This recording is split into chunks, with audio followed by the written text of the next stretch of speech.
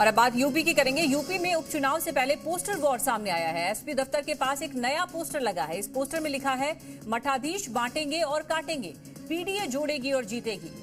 SP नेता अमित चौबे ने ये पोस्टर लगाए हैं। यूपी में उपचुनाव से पहले अब पोस्टर वॉर शुरू हो गई है। बीजेपी और समाजवादी पार्टी के बीच ये पोस्टर वॉर देखी जा रही है और ताजा पोस्टर लगा है एसपी ऑफिस के बाहर, जिसमें लिखा है कि पीडीए जोड़ेंगे और जीतेंगे। एसपी दफ्तर के बाहर ये नया पोस्टर देखा जा रहा है कि मठाधीश बांटेंगे और काटेंगे, लेकिन पीडीए जोड़ेगी और जीतेंगे। जुड़ेंगे तो जीतेंगे, ये नया पोस्टर अखिलेश यादव के तस्वीर के साथ देखा गया है कि पीडीए जुड़ेगी और जीतेगी। इस तरह के कई और पोस्टर भी लगाए गए हैं। अमित चौबे की तरफ से ये पोस्टर लगाए गए हैं। समाजवादी पार्टी के नेता हैं अमित चौबे, उन्होंने ये पोस्टर लगवाए हैं। तो पहले ये पोस्टर लगे थे, महाराष्ट्र में देखे गए थे कि बटेंगे तो कटेंगे, और अब इसी तरह से समाजवादी पार्टी की तरफ से भी पोस्टर लगाए गए हैं। पोस्टर के जवाब में दूसरा पोस्टर, जिसमें ये लिखा है कि पीडीए जोड़ेगी और जीतेगी, मठाधीश बांटेंगे और काटेंगे। तो वहीं लिखा है, जुड़ेंगे तो जीतेंगे।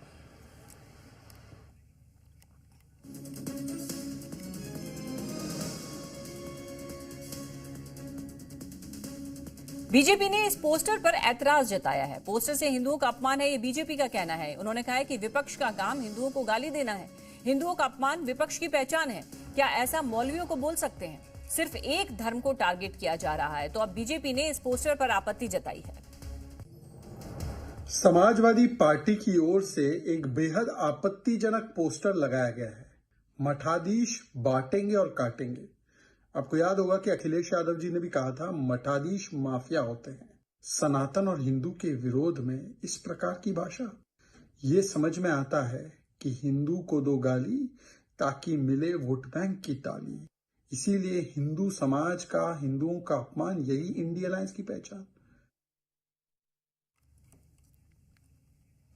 यूपी में पोस्टर वॉर पर बाबा बागेश्वर बोले कि एक रहेंगे तो नेक रहेंगे, अगर बटेंगे तो कटेंगे।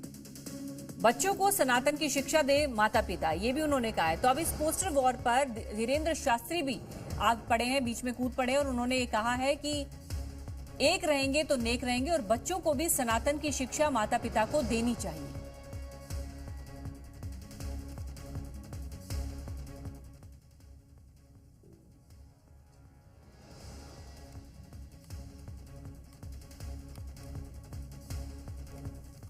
सबसे बड़ी दिक्कत इस देश में ये हो गई है, फूट डालो राज करो। इसीलिए अब हम ये नहीं होने देंगे और सनातन के लिए जो भी कमेंटबाजी करते हैं उनको छोड़ा नहीं जाएगा। अगर आप छेड़ोगे तो हम छोड़ेंगे नहीं, क्योंकि अब जागा हुआ हिंदू है। 1947 का हिंदू नहीं है, ये 2024 का हिंदू है। बांटेंगे तो बटेंगे तो कटेंगे, तय है। अच्छा है, एक रहेंगे तो नेक रहेंगे।